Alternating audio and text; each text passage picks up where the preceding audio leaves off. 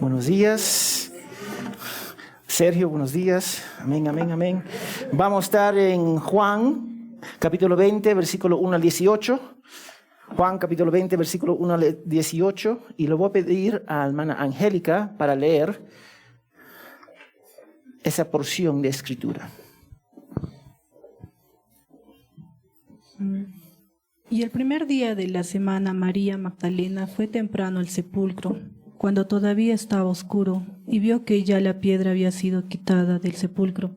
Entonces corrió y fue a Simón Pedro y al otro discípulo a quien Jesús amaba, y les dijo: se han llevado al Señor del sepulcro, y no sabemos dónde le han puesto. Salieron pues Pedro y el otro discípulo, e iban hacia el sepulcro.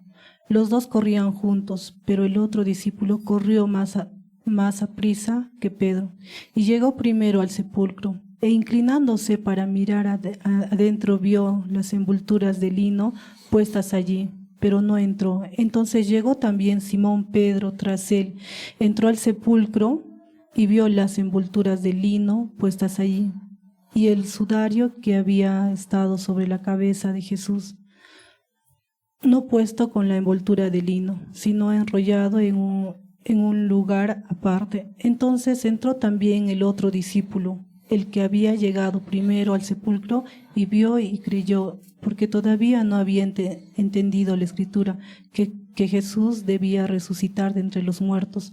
Los discípulos entonces se fueron de nuevo a sus casas. Pero María estaba fuera llorando junto al sepulcro, y mientras lloraba se inclinó y miró dentro del sepulcro, y vio dos ángeles vestidos de blanco sentados donde había estado el cuerpo de Jesús, uno a la cabecera y otro a los pies. Y ellos le dijeron: mujer, ¿por qué lloras? Ella les dijo: porque se han llevado a mi Señor, y no sé dónde le han puesto. Al decir esto, se volvió y vio a Jesús que estaba allí, pero no sabía que era Jesús. Jesús le dijo: mujer, ¿por qué lloras? ¿A quién buscas? Ella, pensando que era el hortelano, le dijo: Señor, si tú le has llevado, dime dónde le has puesto, y yo me lo llevaré. Jesús le dijo: María. Ella, volviéndose, le dijo en hebreo: Raboni, que quiere decir maestro. Jesús le dijo: suéltame, porque todavía no he subido al Padre, pero ve a mis hermanos y diles: subo a mi Padre y a vuestro Padre, a mi Dios y vuestro Dios. Fue María Magdalena y anunció a los discípulos: he visto al Señor, y que Él le había dicho esas cosas. Amén. Amén. Señor, gracias por tu palabra. Yo oro que tu Espíritu Santo quiebra corazones, Señor. Yo oro, Señor, que como discípulos podemos someternos a tu palabra. Tenemos la capacidad en ti, oh Dios, a través del Espíritu Santo. Guíanos, Padre.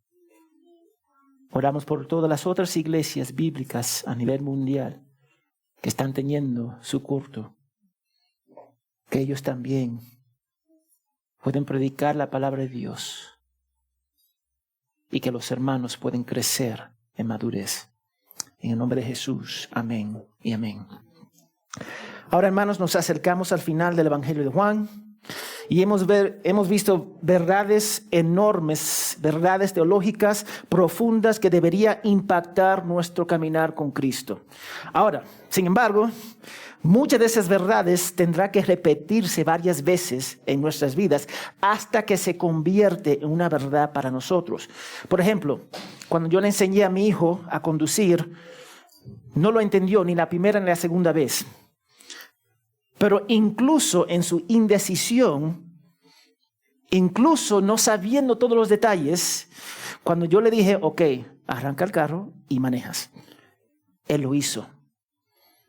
Él obedeció mis instrucciones para conducir a pesar de sus dudas. La teología es similar. A través del Espíritu Santo, en nuestros estudios, oración, a través de ser discipulado, tenemos que ponerlo en práctica. Ahora, puede que no entendamos todo sobre una doctrina particular, pero debemos aplicarla de todos modos.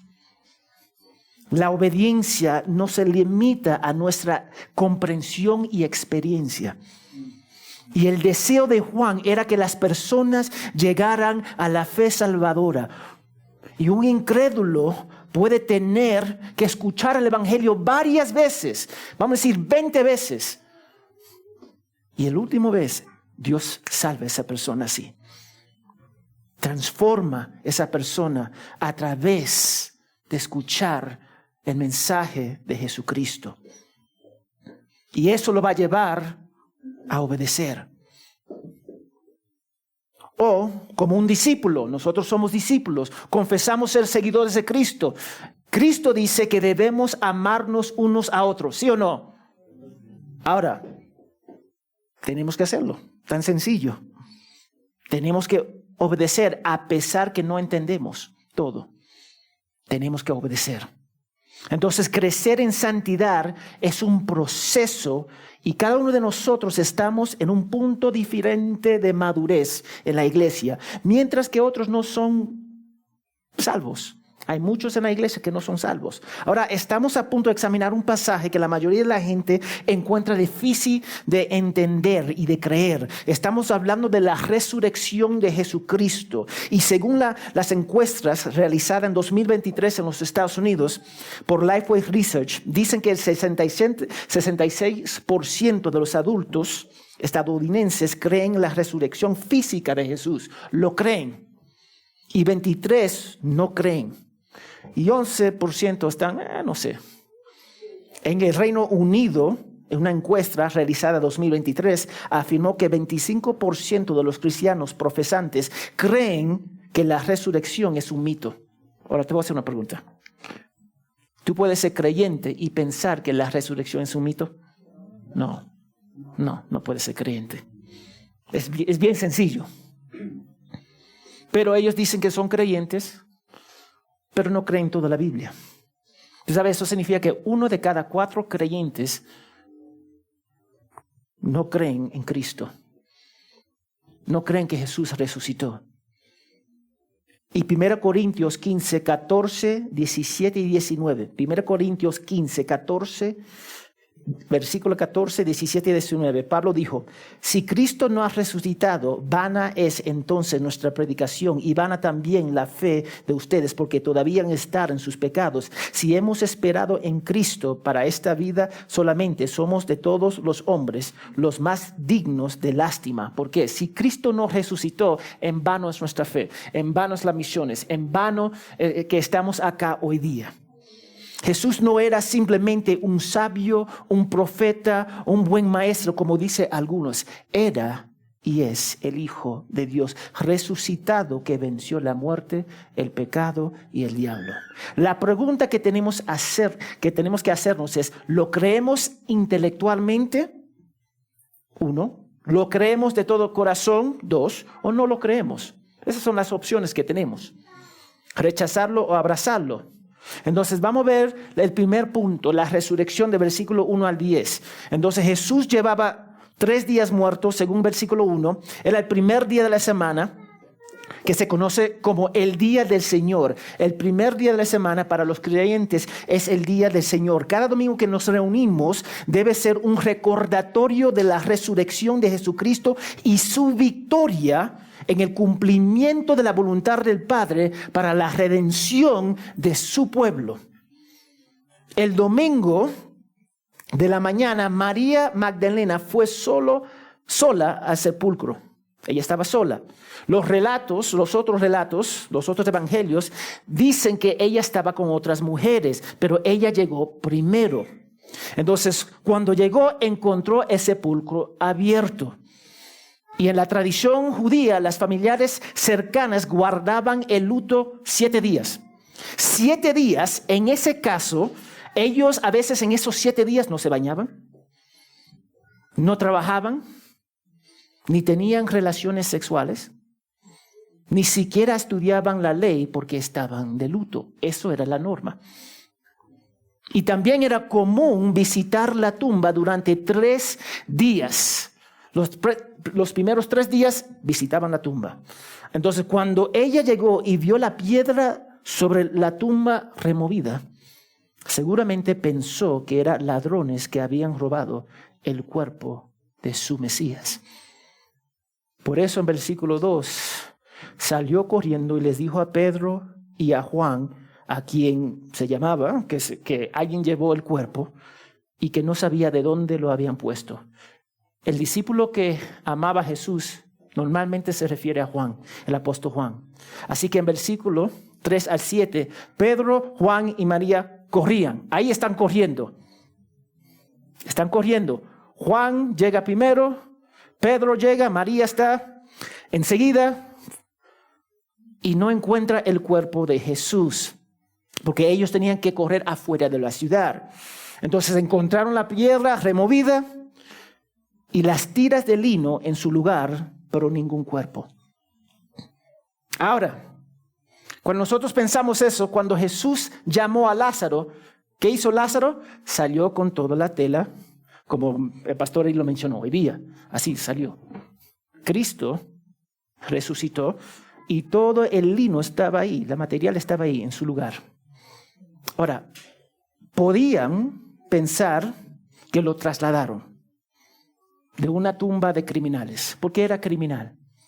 Él estaba en una tumba de los ricos, pero murió como un criminal. Entonces tenían esa idea, o que habían removido a las personas que trabajaban en ese lugar. Entonces tenían esas dos opciones, o el último lo robaron. Ahora, la ropa estaba en su lugar, lo que significa que alguien no robó el cuerpo por la noche. Mira, si alguien va a robar algo, nadie entra a una casa, roba y después arregla la cama. ¿Quién hace eso? Nadie hace eso. Nadie roba una casa, se hace un sándwich y después lava los cubiertos. No hacen eso. Ellos roban y dejan un desastre para encontrar a dónde están las cosas valiosas. Entonces nadie robó el cuerpo de Cristo porque todo estaba colocado en su lugar. Entonces ellos tenían que entender que algo pasó. Simplemente no sabían lo que pasó. Porque una vez más, ningún ladrón va a poner ese esfuerzo para arreglar todas las cosas. En Mateo 27:65 dice, había una guardia más, un sello sobre la piedra del sepulcro. Así que hay una tumba vacía, la tela de lino que se utilizó en la sepultura, y ellos estaban preocupados de que alguien había robado el cuerpo de su Mesías. Ahora yo quiero que ustedes vean esto. Los fariseos estaban preocupados que alguien iba a robar el cuerpo. Los apóstoles, los discípulos estaban preocupados que alguien iba a robar el cuerpo. Ambos estaban mal. Ellos estaban preocupados de la misma cosa por diferentes razones. En versículo 8, cuando Juan examinó la tumba, vio la evidencia, y mira lo que dice el versículo 8, que él creyó que Jesús había resucitado de entre los muertos. Él creyó. El apóstol Juan creyó. Y nota, no dice que Pedro también creyó, pero en Lucas 24:12, vamos a Lucas 24:12. En Lucas 24:12 nos dice que Pedro se fue a su casa maravillado de lo que había acontecido. Él estaba maravillado, no entendía, pero estaba maravillado. Yo no estoy seguro cómo ellos procesaron esa información. Yo no estoy seguro. Pero el versículo 9, vamos a regresar al versículo 9, dice, todavía no habían entendido la escritura de que Jesús debía resucitar de entre los muertos. Ellos no entendieron. Ellos no entendieron. Yo recuerdo la primera vez que mi esposa me dijo que está embarazada. La primera vez. ¿Cuántos años tenía Jenny? 26, 26, no me recuerdo. Era joven. Y ella me dijo, estoy embarazada. Yo estaba, ¿perdón? ¿Qué dijiste? Estoy embarazada. Y yo digo, wow. Yo como padre, eso no va a terminar bien. Eso es lo que yo pensé. Yo no procesé esa información. Me tomó horas para procesarlo. Yo voy a ser padre. Me costó. No simplemente, yo no lo acepté. ¡Wow!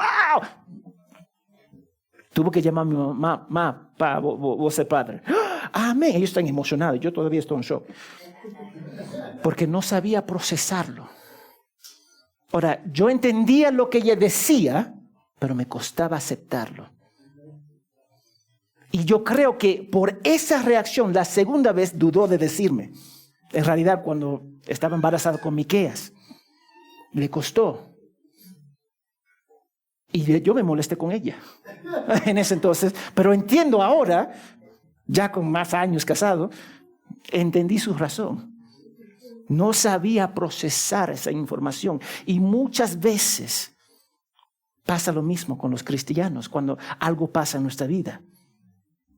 No entendieron lo que dijeron, lo que se dijo en el Antiguo Testamento. No entendieron Isaías 53, 10 a 12, Oseas 6, 2, Salmo 16, 10. No lo entendieron. Ellos no entendieron que la vida, la muerte y la resurrección de Jesús era el plan soberano de Dios, el plan original de Él. Y aunque ellos no entendieron el plan de Dios, eso no cambia nada. Y dame decir eso, aunque nosotros no entendemos el plan de Dios, no cambia nada. Sigue siendo el plan de Dios. Ahora, yo te voy a dar un ejemplo. Si una persona ciega no entiende colores, rojo, azul, amarillo, ¿hace esos colores menos verdades? No. Y amarillo es amarillo, rojo es rojo. El hecho que una persona no puede ver no significa que no es verdad. Y ellos no podían entender. Ahí hay una tumba vacía, pero sigo el plan de Dios. Y lo que olvidamos es que la resurrección de Jesús cumplió el protoevangelio de Génesis 3:15. Génesis 3:15 que dice, pondrá enemistad entre tú y la mujer, y entre tu simiente y su simiente, y él te irá en la cabeza y tú lo irás en el talón. La resurrección de Jesús derrotó al diablo, el pecado y la muerte, y nos llevó y nos adoptó en la familia de Dios. Yo creo que ustedes captan esto. El hecho que Jesús murió en esa cruz y resucitó nos va a traer a la familia eterna de Dios. Y eso es precioso, porque aunque pase lo que pasa en este mundo, yo sigo siendo el Hijo de Dios. Y nadie me puede quitar ese título. Nadie me puede sacar de las manos de mi Señor y Salvador. Jesús murió porque era la voluntad del Padre.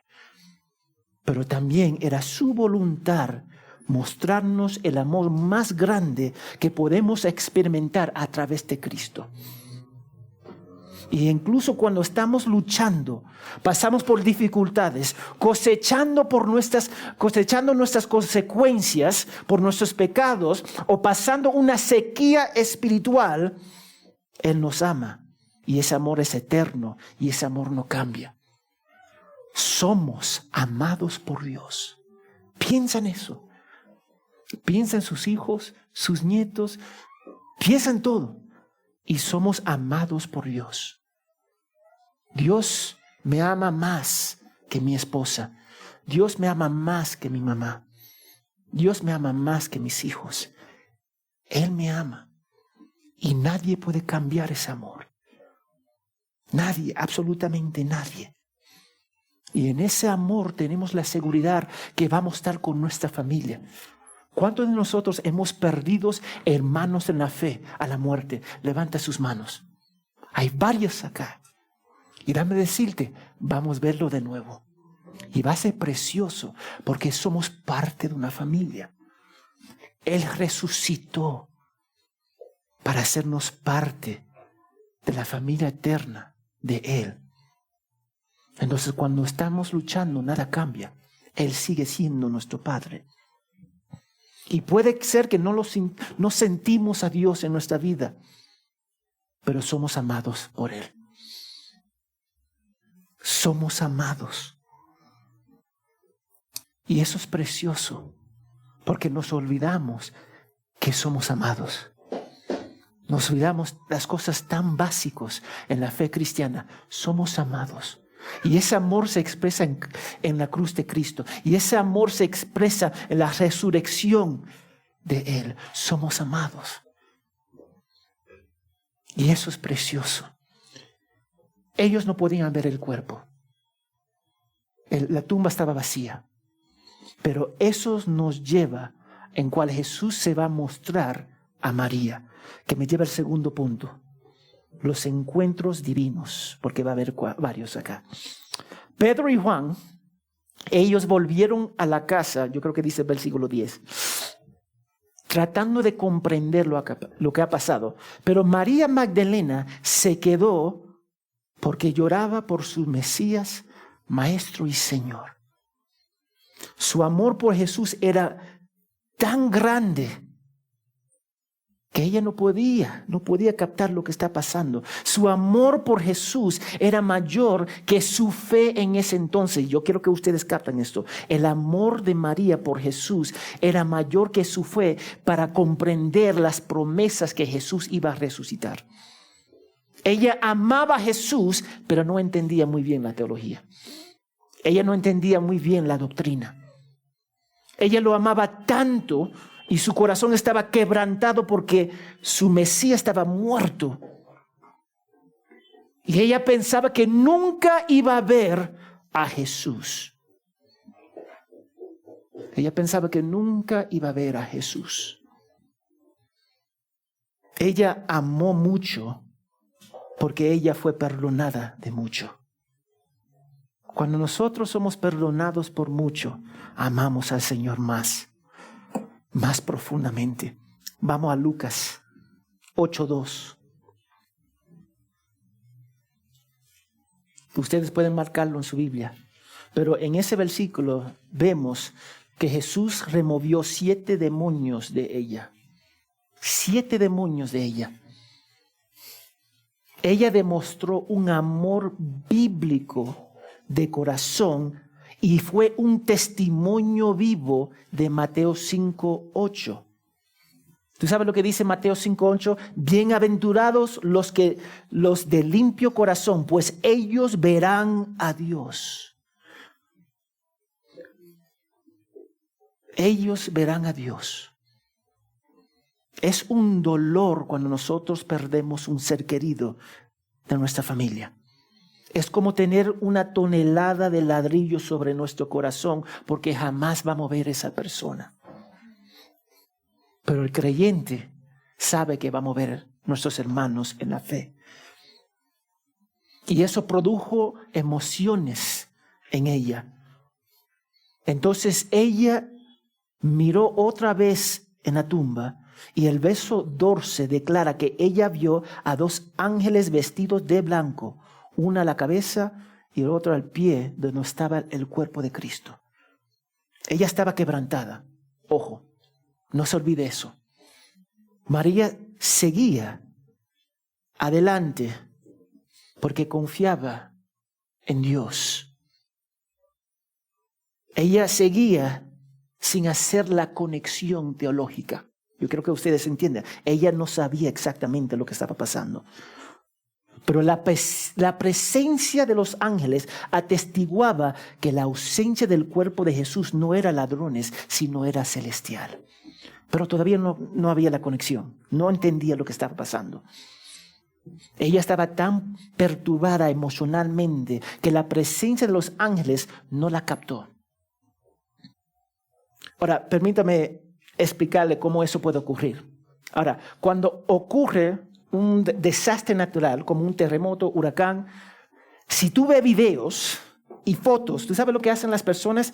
La casa está 3/4 tumbada y ellos quieren colocar un cuadro, una pared que está cayendo.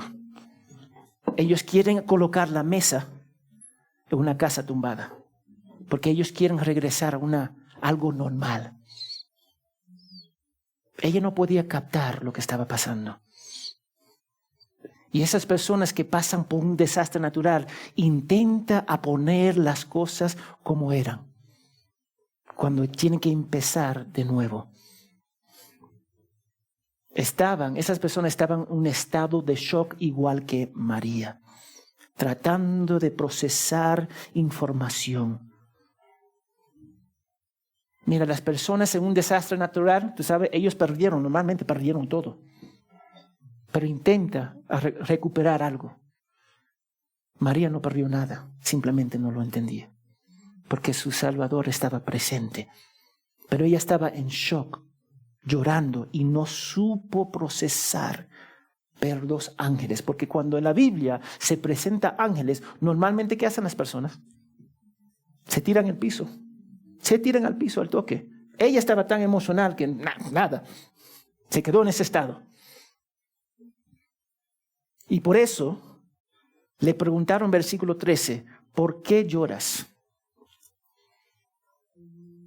¿Por qué lloras? Piensa en esa pregunta. Ella respondió pensando que alguien que odiaba a Jesús se había llevado su cuerpo lejos de ellos. En su mente Jesús estaba muerto y ella no podía honrar su cuerpo ayudando a prepararlo. Recuerda, el sábado era el día de reposo y estaban celebrando Pascua. Entonces ella iba a venir y las mujeres el domingo para preparar el cuerpo adecuadamente. Entonces en versículo 14 apareció una tercera persona y le hizo la misma pregunta. ¿Por qué lloras? Ella no tenía que llorar o pasar por todas esas emociones, pero lo hizo porque falló en aplicar la verdad de Dios en su vida. No era tiempo de luto. Ahí está el detalle. No era tiempo de luto.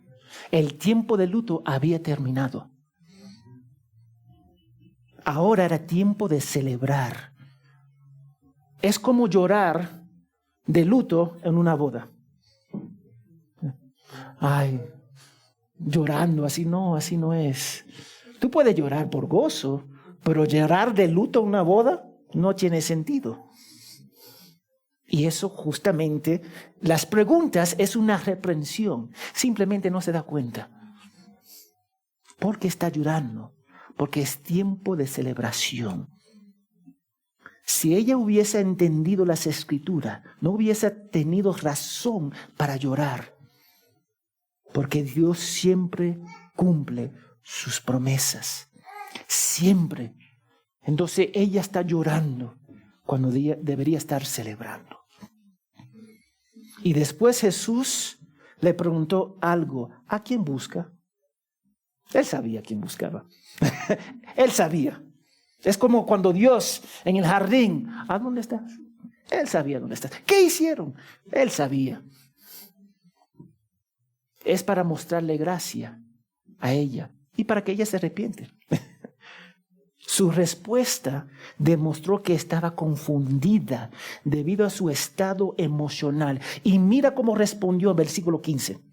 Ella, pensando que era el que cuidaba el huerto, le dijo, Señor, si usted lo ha llevado, dígame dónde lo ha puesto y yo me lo voy a llevar. ¿Tú puedes imaginar una mujer cargando un cuerpo? No, yo no puedo imaginar. Si yo le pido a mi esposa que me cargue a mí, ahí me quedo. Ahí me quedo en el piso. Eso es la realidad. Pero en su emoción estaba dispuesto a hacer todo por su Señor. Estaba tan concentrada, tan emocionada en el cuerpo de Cristo que no podía ver lo que tenía delante de sus ojos. Estaba tan emocionada, tan quebrantada, su corazón, sus emociones estaba dominando a esa mujer que no podía ver a la persona enfrente de ella haciendo la pregunta. Al igual que muchos de nosotros hoy en día, estamos tan cegados por nuestras emociones, circunstancias o heridas que somos incapaces de funcionar correctamente. Permitimos que las circunstancias se convierten en la vara de medida para nuestras vidas y todo lo que está alrededor de nosotros, en lugar que la palabra de Dios sea nuestra vara de medida. Ahora tenemos una vista de la gran salvación de Dios en versículo 16. Mira el versículo 16. Jesús dijo, María. Tan sencillo. Una palabra, un nombre. La llamó por su nombre, al igual que cuando llamó a Lázaro de la tumba por su nombre.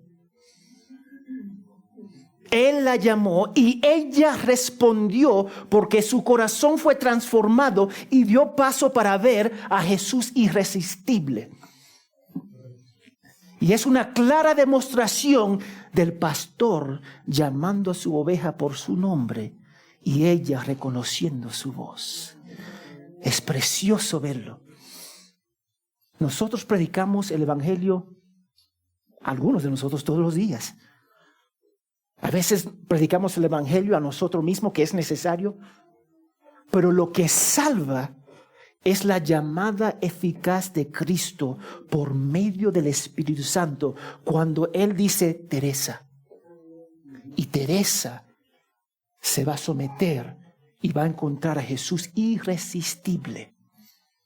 Es el llamado que salva. Y Él llamó a su oveja y ella escuchó su voz. Y una vez que Jesús llamó, toda la confusión, duda y dolor fueron borrados, mientras que su tristeza se convirtió en gozo. Y eso nos recuerda Juan 16:16. Vamos a Juan 16:16, porque vale la pena leerlo. Dice la palabra de Dios, un poco más y ya no me verán. Y después de nuevo un poco y me verán. Entonces algunos de sus discípulos le decían otra vez, ¿qué es esto que nos dice? Ahí está. Acá mismo. Todo su dolor, toda su confusión fue borrado por cuando ella vio a su Mesías. Entonces ella llamó Raboní, que era una manera menos formal, mejor dicho, pero más personal a dirigirse a él. Maestro. Y lo abrazó. Ahora, cuando ella lo vio, Mateo 28:9 nos dice que se postró a sus pies y lo adoró. ¿Qué es la respuesta natural cuando vemos una teofanía en la Biblia? Ella se alegró mucho de ver a su Salvador vivo, pero Jesús le ordenó a soltarla. ¿Por qué? Y mira su razonamiento en versículo 17. Porque todavía no había subido al Padre. La idea era que Jesús estaba en la transición de ser resucitado de entre los muertos y volver al Padre. Y según Hechos 1:3, era 40 días.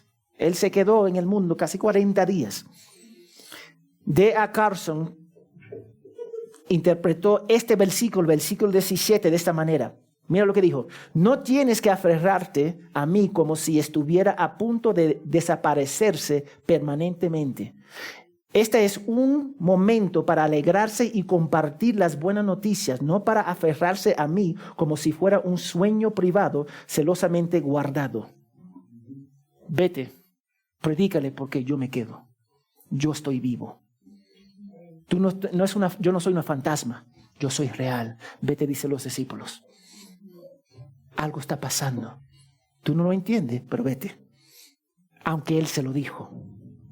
Y luego le mandó que se lo diga a todos los discípulos, pero fíjate en cómo se refirió a ellos. Él dice, como hermanos. Jesús le dijo, suéltame, porque todavía no he subido al Padre, pero ve a mis hermanos. Ve a mis hermanos.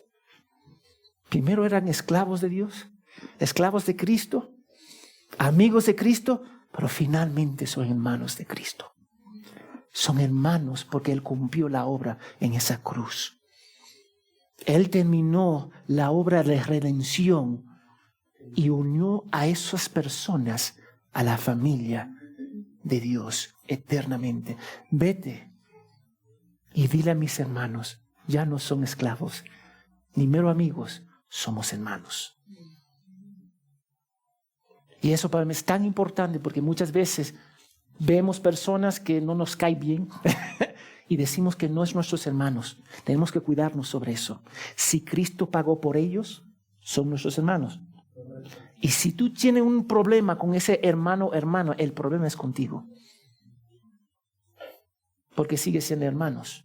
Puede ser que están haciendo algo mal y tú tienes que corregir a esas personas en gracia y amor, pero siguen siendo hermanos. ¿Por qué? Porque la misma sangre que compró a ti, compró a ellos. Y nosotros no tenemos el lujo y el privilegio para rechazar a alguien que Cristo aceptó. Pero Él se identificó con sus discípulos como hermanos. Ahora, el versículo 18, María Magdalena le contó a los discípulos. Ahora, vamos a Lucas 24:11 para tener un poquito más de contexto.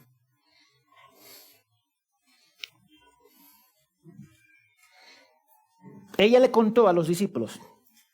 Y mira lo que dice Lucas 24:11.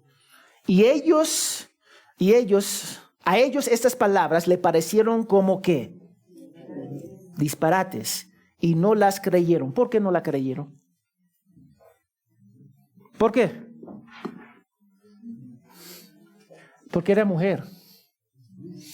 El mero hecho que era mujer. El testimonio de las mujeres en esa cultura estaba en el piso. Pero yo quiero que tú veas que Cristo va a contraculturar de lo que ellos pensaban. Y aún así, no querían aceptar las palabras de su hermana. Ojo, yo quiero que ustedes... ellos están despreciando a su hermana en Cristo y no querían escuchar lo que ella estaba diciendo.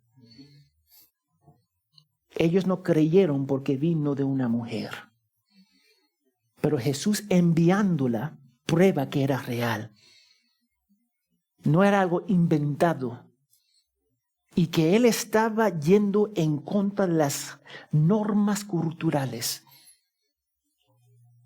El testimonio de la mujer, una vez más, no era importante para ellos. Pero Él ordenó a María Magdalena, así para recordarnos que nuestros caminos son establecidos por el Señor, no por la cultura de la iglesia. Nuestros caminos están establecidos por este libro. Hay algunos que quieren menospreciar a las mujeres. No podemos menospreciar a las mujeres. Ellas son hijas de Dios. Es más, las iglesias están llenas de ¿quién? Las mujeres hablan y los hombres callados. Es cierto. Hay más mujeres en la iglesia. Jesús ordenó a una mujer a decir a los discípulos, y los discípulos con su nariz en el aire. Entonces, ¿qué significa todo esto acá? Estamos viendo algo que pasó en la historia, lo más grande, lo más importante, un evento que ha cambiado la historia. ¿Y qué significa para nosotros? Jesús ya no está muerto. Eso es lo que significa. Y fue atestiguado por 500 testigos, 1 Corintios 15:6. Así que no tenemos que entender que está vivo. Significa que es real. Y todos debemos rendir cuentas a Él después de la muerte. Es real. Escúchame. Jesús es real. Algunos van a decir es un mito. Es real. Y nosotros vamos a rendir cuentas a Él. Juan 15:22 nos dice, porque el Padre a nadie juzga, sino que todo el juicio dio a ¿quién? Al Hijo. Mateo 25:32 dice, ante Él se reunirán todas las naciones y Él separará a los unos de los otros como el pastor separa las ovejas de los cabritos. Él está vivo. Y si ponemos nuestra confianza en Él, también nosotros estamos vivos espiritualmente y vamos a estar vivos eternamente. Porque Él va a glorificar nuestros cuerpos. Porque Jesús resucitó significa que la Biblia es real. Este libro es real porque Él resucitó. Si no es real, nuestra fe es en vano, dice Pablo. Pero ese libro es real y nuestro trabajo es presentar nuestras vidas como sacrificio vivo de amorosa obediencia a Dios. Porque Jesús resucitó significa que debemos renovar nuestras mentes con la palabra de Dios, reemplazando las ideas, las tradiciones, las filosofías que no son bíblicos con lo que es bíblico. Porque nuestras filosofías dictan nuestra creencia y nuestras acciones. Y tenemos que cambiar eso a lo que es bíblico. Tenemos que aprender a no confiar en nosotros mismos, sino en Dios. Y cuando nosotros confiamos en Dios, según Proverbios capítulo 3, Él va a enderezar nuestro camino. ¿Tú sabes por qué muchos de nuestros caminos chuecos? Porque no confiamos en el Señor. Es tan sencillo. No queremos confiar. No queremos confiar porque pensamos que sabemos mejor que Él. Entonces, como cristianos, tenemos que dejar de vivir como nosotros somos residentes permanentes de este país y de este mundo.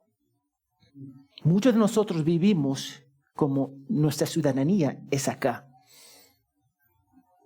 Muchos de nosotros vivimos como ser médico es lo máximo. Como ser abogados, ingenieros o profesional es lo máximo. ¿Acaso se va a necesitar un pastor en el cielo? No. ¿Acaso vamos a necesitar un ingeniero en el cielo? No. Pero pensamos como todas esas cosas tienen más valor de lo celestial. Y no lo tiene. Porque nuestra residencia está en el cielo. Y yo no estoy diciendo, antes que me acusen, el pastor dice que no debemos trabajar o estudiar. No estoy diciendo eso. Porque lo van a decir. Trabajas, porque si van a comer, tienen que ¿qué? Trabajar. Dios espera que trabajamos, pero el trabajo no es la prioridad. El trabajo no es la meta final. Estar con nuestro Padre es la meta final. Es que olvidamos que nuestra ciudadanía es en el cielo. Tú sabes, los hombres y las mujeres que han impactado el mundo más grande, más de forma poderosa, son los hombres y mujeres que tenían su mente en lo celestial. Vivían ahí, en vez de vivir acá. Estamos llamados a vivir y morir por Cristo. Jesús está vivo. Él está vivo. Él está vivo. Y para nosotros, porque si estamos vivos. Yo estoy vivo espiritualmente. No importa cuántos años yo tengo, vamos a decir, de edad. Y no importa si yo estoy ya en la tumba. Yo estoy vivo en Cristo. Entonces, por favor, considera tus decisiones de vida. Lo que vas a estudiar. ¿Dónde vas a trabajar? ¿Quién va a ser tus amigos? ¿Cómo usa tu tiempo personal que no existe? Eso de Dios también. ¿Cómo va a gastar tu dinero? ¿Con quién te va a casar? ¿Cómo va a criar tus hijos? Porque esas cosas, tenemos que entender, le pertenece a Dios. Nosotros tenemos que entender que vamos a ser recompensados por la obra que hacemos en este mundo como creyentes. María eligió estar en la tumba de Jesús porque sabía que estaba cerca de Él. Ella sabía que estar cerca de aún de la tumba era mejor de estar lejos de Él. Entonces ella se quedó y lloró. Los discípulos se fueron. Ella estaba sola. Y después vinieron las otras mujeres. Pero ninguno de ellos entendieron lo que estaba pasando. Pero fueron leales a su Salvador. Y yo quiero que ustedes capten, tenemos que ser leales, a pesar de no que entendemos lo que está pasando, tenemos que ser leales a Dios. Y nosotros conocemos cómo termina la historia. Jesús, Él va a regresar, ¿sí o no? Él va a regresar y Él va a restaurar todas las cosas. Ellos no entendieron eso. Nosotros lo entendemos porque tenemos Génesis hasta Apocalipsis. O sea, yo sé exactamente cómo va a terminar la historia. Ahora, no sé cómo va a terminar para mí personalmente, Pero yo sé cómo va a terminar según la palabra de Dios. Yo voy a estar en el cielo con el Padre Celestial. Conocemos cómo va a terminar todas esas cosas. Entonces, debemos responder la pregunta que Jesús le hizo a María. ¿A quién buscas? Esa es la pregunta que cada persona tiene que contestar esa pregunta. ¿A quién busca? Como creyentes, ¿a quién busca en sus vidas? Tú buscas más establecer tu reino acá. Yo quiero ser profesional, yo quiero ser esto. O tiene una mentalidad que se enfoca en lo eterno. Porque Él hizo la pregunta, ¿a quién busca? Lo que nos lleva a la siguiente pregunta, ¿para quién vivimos? Ahora, somos creyentes. Nadie va a decir, yo no puedo perder mi salvación, amén. Pero ¿para quién vives? ¿Vives para Cristo o vives para ti? Porque hay muchos dentro de la iglesia que viven para sí. Y después los disfrazan con la religión, pensando que pueden engañar a Dios. No se puede engañar a nosotros. Nosotros podemos engañarnos, pero a Dios no se puede engañar. Y queremos disfrazar, construir nuestro reino en este mundo, nuestro ministerio, sea lo que sea, olvidándonos que vivimos para Cristo. Y este mundo no es nuestra ciudadanía. Y para los que no son salvos y para las personas que no conocen a Cristo y dudan de su salvación, le hago la misma pregunta, ¿a quién busca? Porque esa es la única pregunta que importa. Jesús dijo en Mateo 16:26, ¿qué provecho obtendrá un hombre si gana el mundo entero, pero pierde su alma? ¿O qué dará un hombre a cambio de su alma? Si tú pasas tu vida buscando las riquezas y el éxito de este mundo, amasando riquezas, déjame decirte, eres un necio.